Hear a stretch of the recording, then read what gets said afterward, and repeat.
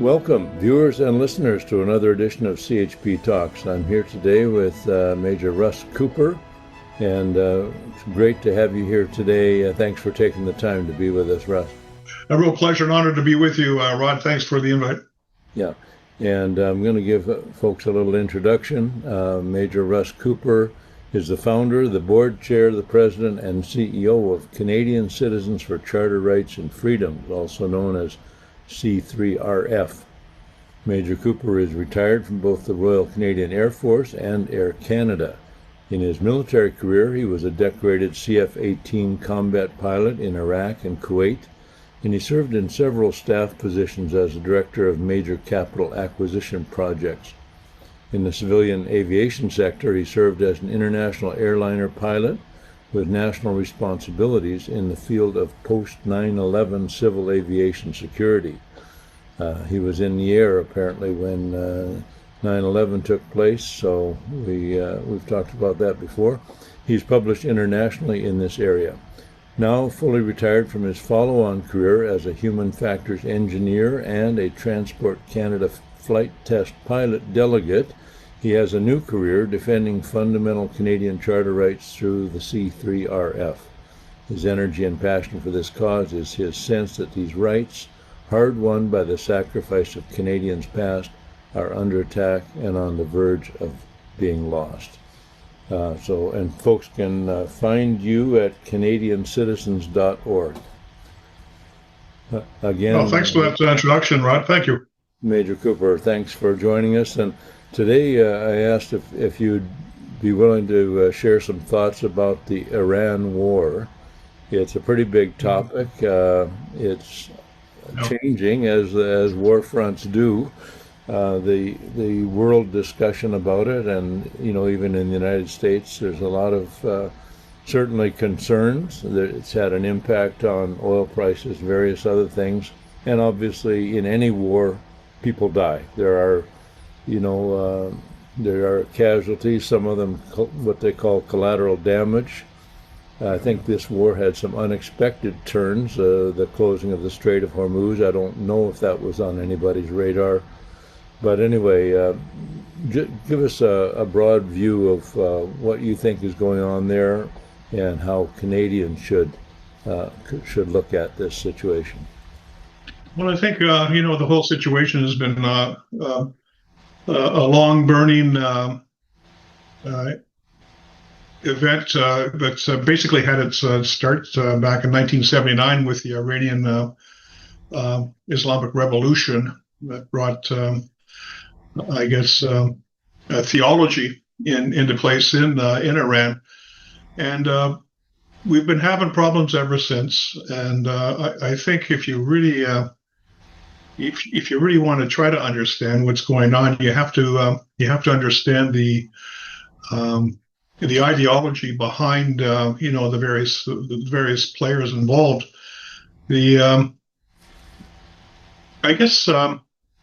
One person I look at in his writings is Major Stephen Coughlin, retired. He was a lawyer, and he was very, very, very well a very large authority in Islamic jurisprudence. He was the briefer for the Joint Chiefs of Staff in the States after 9/11 up until about 2011. And he said that if you want to understand, where an enemy is coming from, he took an intelligence analysis approach, and he said that you have to look at what they're saying, and then you have to put it up against a template that consists of its written doctrines. Does what they say line up with what they believe, what they have written down, what they use as their warfighting doctrine? And if it does, then you better take them seriously. And in this case, one thing that's missing from this whole equation is any real discussion of what the Islamic warfighting doctrine is of the Islamic Republican Guard, their Ayatollah, their imams, their leadership, their mullahs, and that all goes back to Do you mind a little bit of history here, No, Rod? please. We need the Okay, this background. all goes back a long ways. It goes back to 680 AD at the Battle of Karbala. And in that battle, we had the grandson of the of Muhammad protest against the ruling Umayyad dynasty about transitioning and who should be the lead authority in the world of Islam. It was at the Battle of Karbala. We had Muhammad's grandson. His name was Hussein ibn Ali, and he and a small group of companions went up against a large Sunni force and basically got annihilated. And that started the break of Islam into two major sections: the Sunni that we see in place now in places like Saudi Arabia, and the Shia that we see in place to a large extent in places like Iran, former Persia. Now, this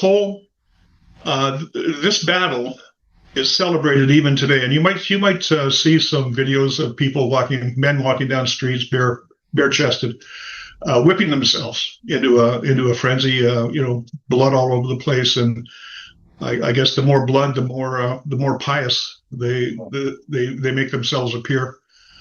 And this all goes back to the Battle of Karbala and remembering the injustice that was paid to Ali and his small group of companions, and that has very much to do with the foundational belief system of the Shia, and it's one of countering injustice, and it's one of, no matter what you do, no matter how you defeat us or how we lose in the battlefield, we will always come back and we'll always win. We'll always fight injustice. We will resist. That is what basically you're dealing with anytime. When you're dealing with Iran, you're dealing with a theology that has that as an underpinning doctrine. You can beat us up all you want, but we're coming back and we'll never give up. And the ideology is further reinforced by a belief that their God Allah ordained that there would be 12 imams, Shia imams, and the last of which was his name was Al-Mahdi, and he disappeared in the 9th century. And the belief is that he didn't die. He's still alive, and he's waiting to come back. And for him to come back, there has to be a cataclysm, like there was against Ali in 680 AD. There has to be a cataclysm, a world cataclysm that will bring him back to the fore, and he will fight on behalf of Islam and Shia in particular to restore peace and justice.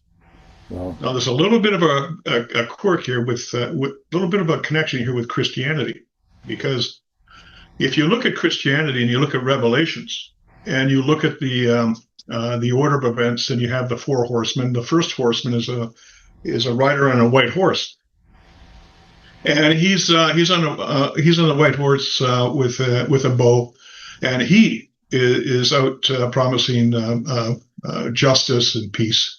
That's why he is riding. And if you look at that rider and the white horse, you are basically describing what the Shia Islam thinks the Al-Mahdi's return will be like. So you've got these two theologies, these two eschatologies lining up basically in almost perfect unison. Yeah. So it's just that we're on opposite sides of the fence basically. So when you look at the Iran situation in that perspective, it becomes really, really worrisome, because it's not a matter. We're not really dealing with these are rational players, but they have a belief system that we would not understand. So it's not about you can defeat these people on the battlefield, but that doesn't mean you're going to win the war. They're going to keep coming back at you, and It's just no two ways about it. So this whole thing about bombing them into submission, I think is a little bit out of place given the theology and where the mullahs are coming from. So that I find is very, very worrisome. But there we are. We have just a situation now. We have when you look at this from a Canadian perspective, you got Prime Minister Carney made his remarks on the Canadian stance on the war on 28 February, the day the war started, and he says that. And I think he's right. He says that Iran is the principal source of instability and terror throughout the Middle East. I think he's got that right. He says that Canada reaffirms Israel's right to defend itself and to assure the security of its people. And I think that is bang on. I think Israel has always been a stalwart ally of Canada. It's our best ally in the Middle East, always has been for a long, long time. And Carney also said that its nuclear program has to end. So he's recognizing up front that there is a nuclear program, and it needs to end. We can't have Iran with this present theology in play. We can't have it running around, bringing on the cataclysm that will bring on their Mahdi. So, so last year there was Operation Midnight Hammer, which was quite amazing in how it was carried out, and that was apparently, the idea was to eliminate some of Iran's nuclear capability, and then we had beginning in February Operation Epic Fury, which was raised the stakes to a whole different level in terms of attacking Iran's leadership in combination with Israel, the sort of multiple assassinations that took place of some of their leaders, including the Ayatollah. And I think I have to really ponder the concept of assassinations. I think there could be a time when they're justified. There were various attempts against Hitler's life that were all unsuccessful. And people suffered for it, but you sort of think, well, yeah, if they could have got rid of Hitler, they could have saved millions of lives, probably. It's a little bit more difficult in the modern world. You don't like to think of a political leader in any country, being being taken out in a moment. President Trump has had several attempts on his life, and yeah. Rightly so, that is looked down as something that should not have happened, and the perpetrators, that to whatever extent they can determine who it was and how it was done and so on, probably are facing serious penalties for their involvement. Anyway, so somehow these things are tied together. Now Israel is in Lebanon. There's still a lot of I guess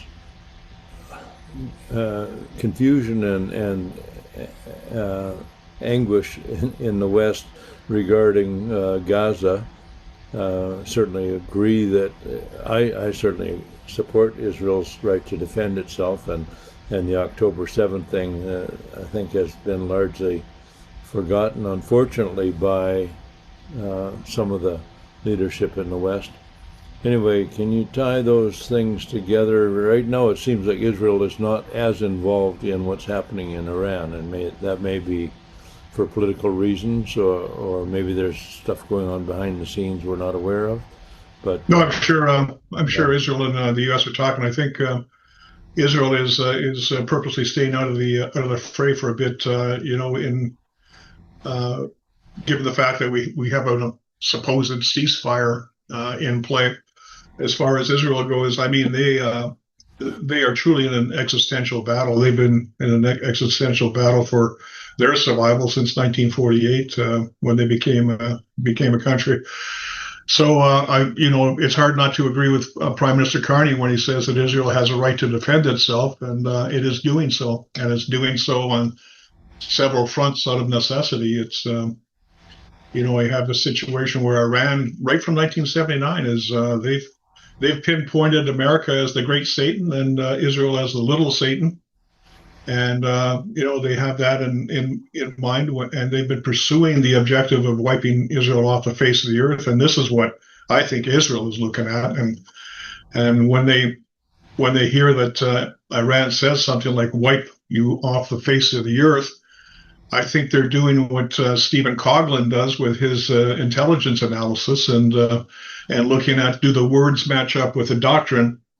And as we've discussed, the words do match up with the doctrine. And if they did have a nuclear weapon, I think there's little doubt that anyone would be surprised that they would use the weapon, make the cataclysm, bring on the Mahdi, and off we go. Yeah. So it's all there, and I think Israel understands this, and so I think they're doing what they need to do. It's unfortunate that October 7 has been all but forgotten, especially in Canada, which is surprising. Yeah. But I guess not all that surprising. I remember Melanie Joly, Minister of Industry, she made a remark. Someone asked her, recall a number of months ago, Canada supported a dual state solution, or actually recognized Palestine as a state. And reporters came to her and said, well, how could you do that? How could you, without, Palestine doesn't have any of the attributes that a state requires to form. How could you do such a thing? And she said, well, have you ever taken a look at the demographics of my writing? Well, she's coming out and basically saying that, if she wants to maintain her electoral status, she's got to appease her writing, and there are a lot of people in her writing who want to forget about October 7 and look at the other side of the coin and say that it's Israel that is commenced or doing the genocide. It's not them. Yeah. So you have a lot of things tying together here. With now we're talking about things like immigration policy. We're talking about, politicians maybe putting their own chances of electoral success ahead of the national interest or the interest of Canadian citizens. So there's a lot to discuss there, and but I think that discussion has basically been repressed ever since October 7. It's if you look at this from a propaganda perspective, I mean, the Gazans, the people who want to see Israel destroyed are doing a pretty effective job at getting their point across and influencing opinions, along with the increased enhanced voting powers that they're gaining in Western countries year over year. So. Not too long ago, back in May, I was down to Washington, D.C. for the Rededication 250, the rededication of the United States to God.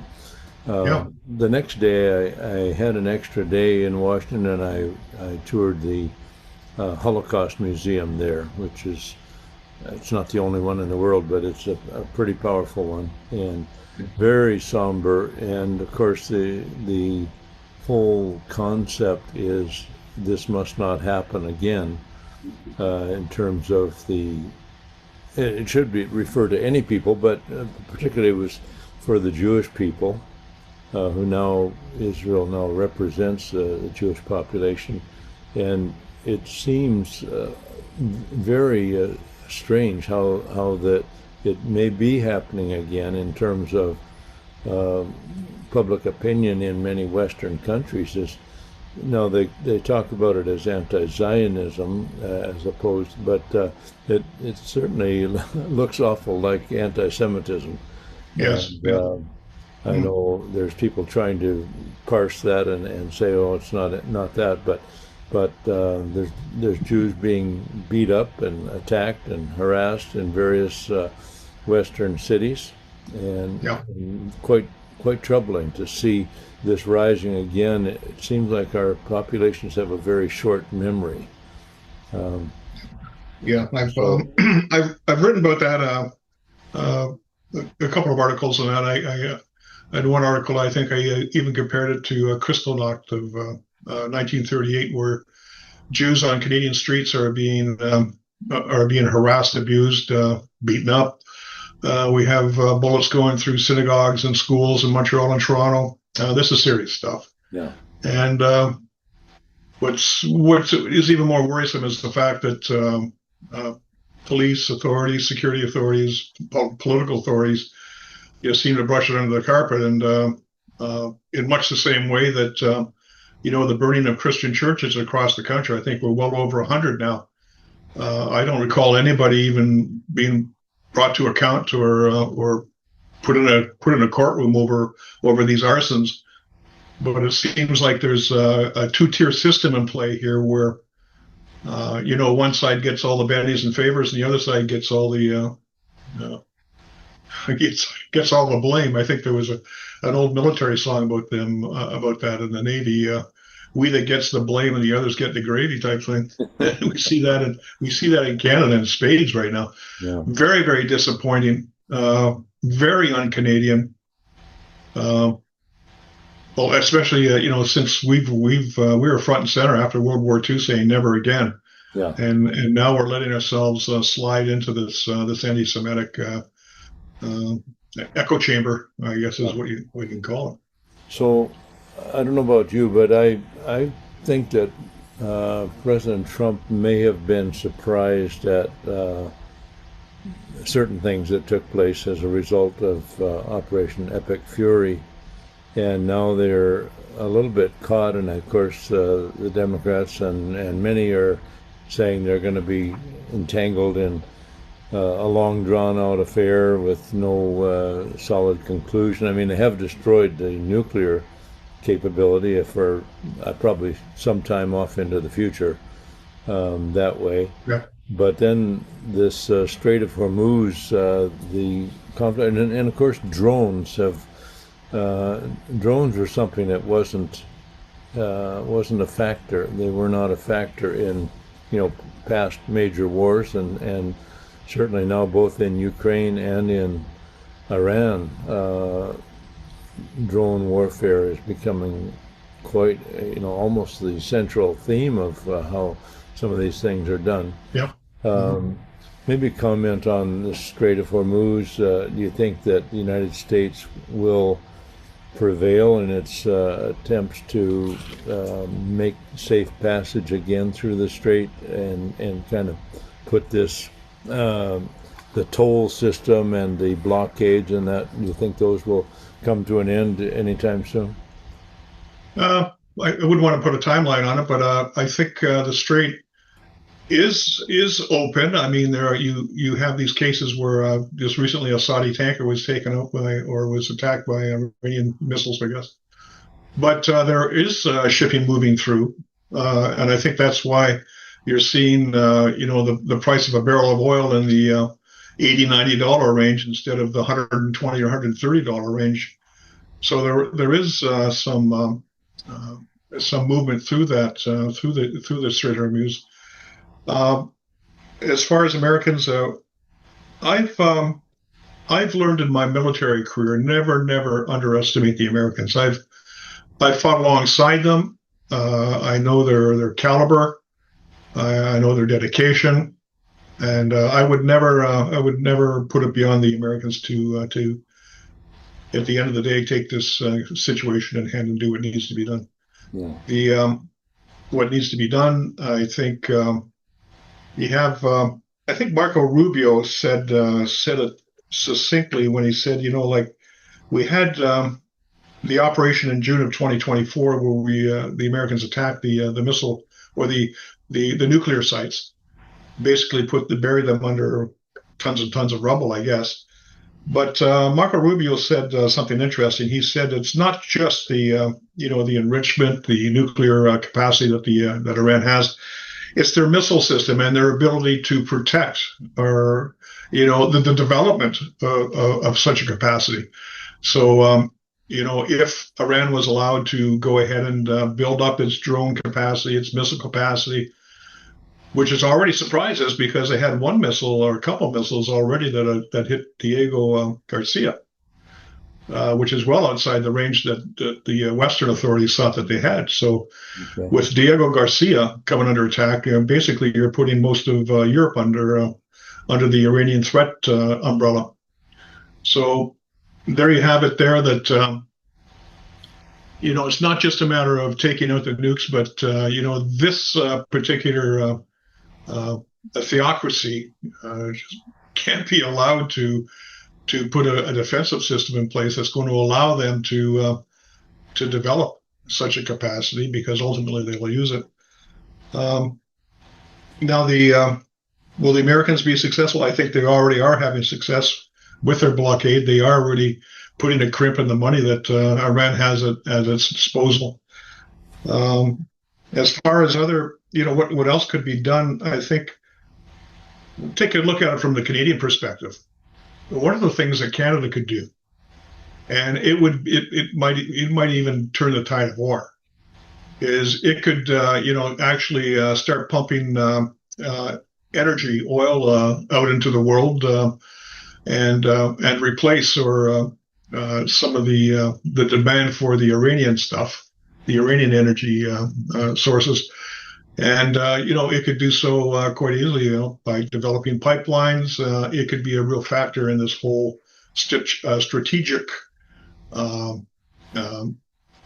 measures that, that could take down Iran or its ability to fund itself.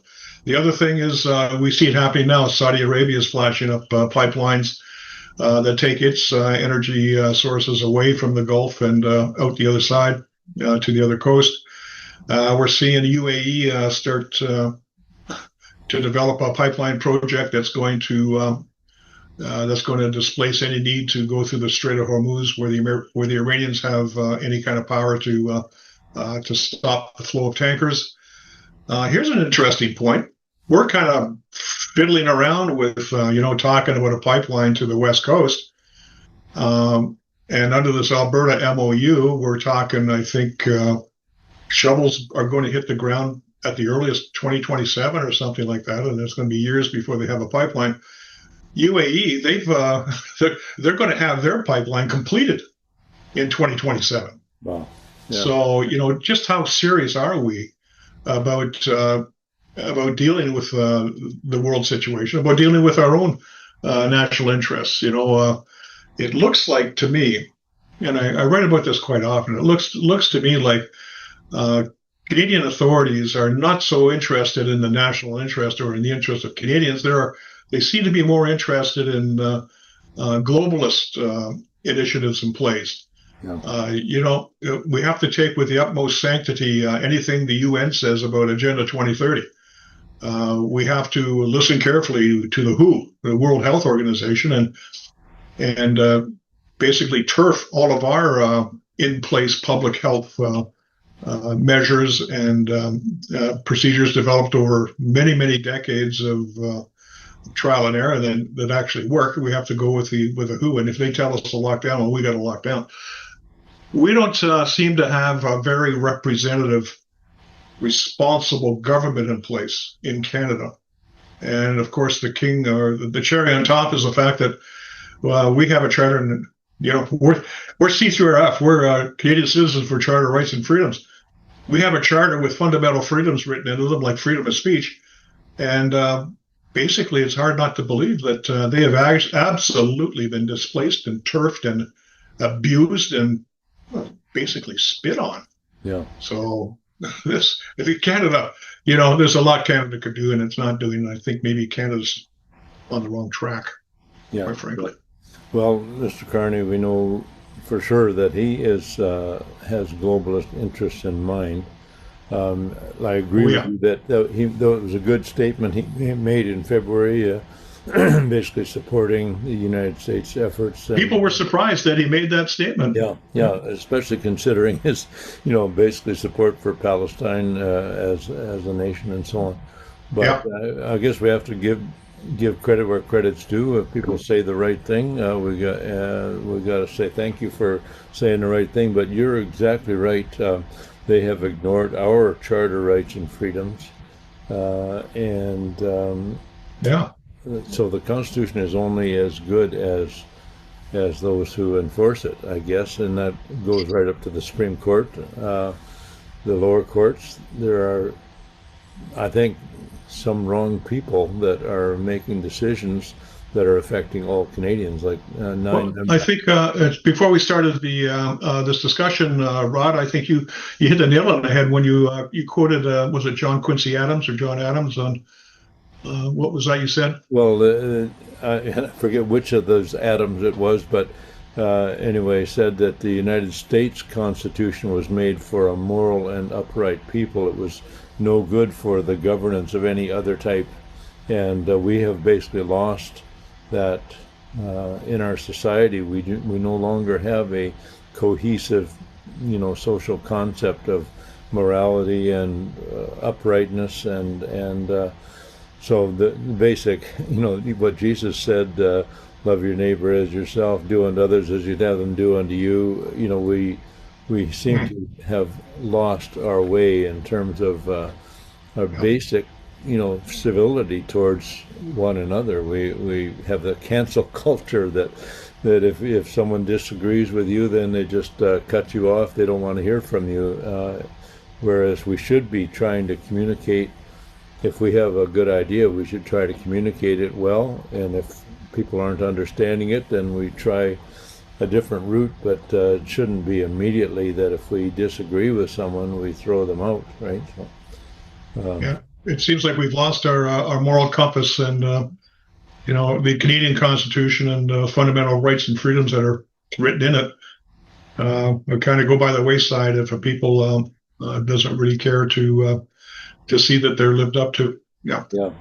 So you started this conversation with going back in history and basically refreshing our memory for sort of what has taken place, where the Iranian people may stand. I'm not sure if it's the Iranian people or only the sort of the ruling class there, the mullahs and the Ayatollah.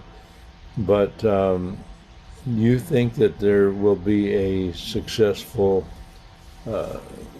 conclusion to this particular conflict, or is that going to stay elusive because of the the attitudes central to the Iranian sort of consciousness? I think all people, Iranians, Canadians, Americans, Europeans, all people are wired for freedom.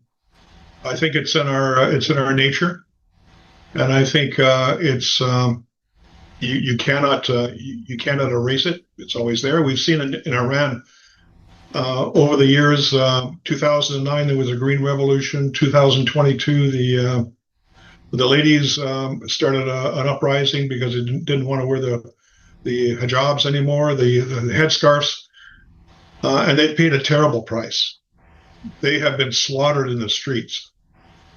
And I think it's hard to say what the count is, but I've heard numbers up to 50,000 Yeah.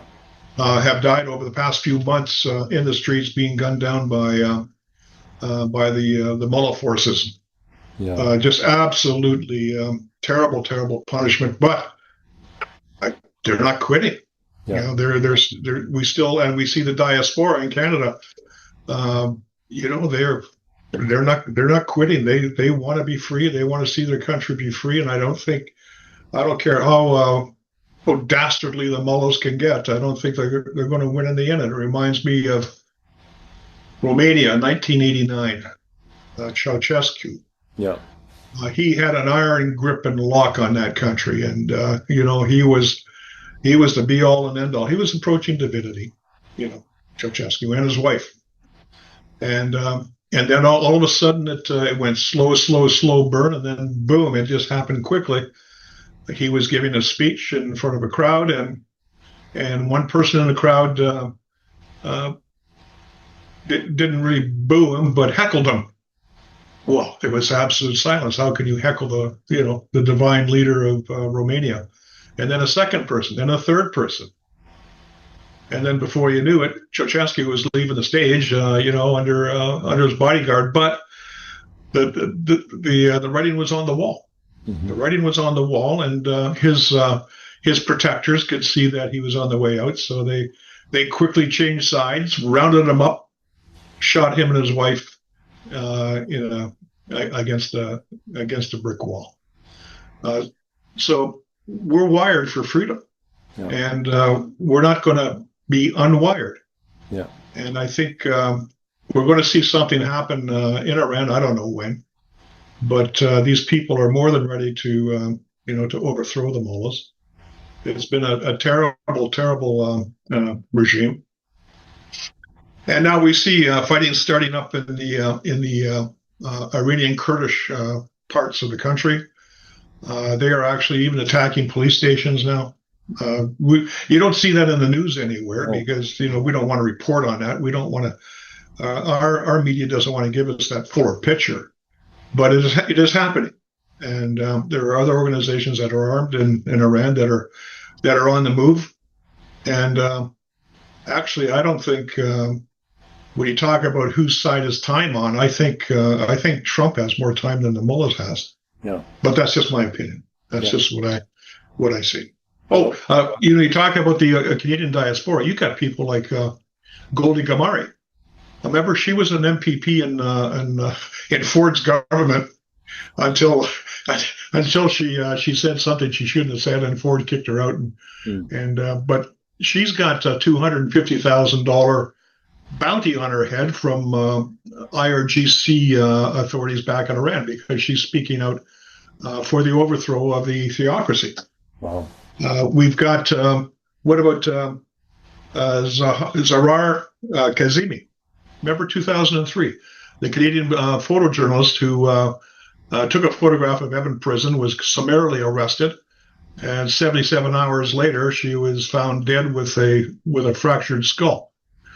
Another Canadian that didn't fare too well due to the Iranian theocracy. So Canada has a stake in this. This is freedom's at stake. Nuclear war is at stake. I mean, if you let the mullahs have a nuclear weapon, that's going to be an absolute catastrophe. And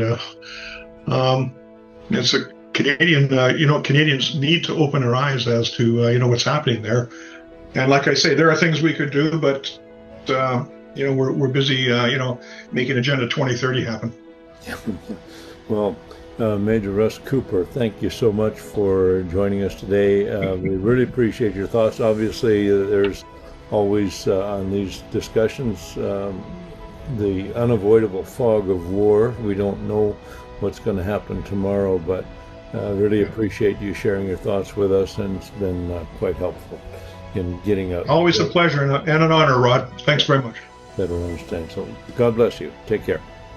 Thank you.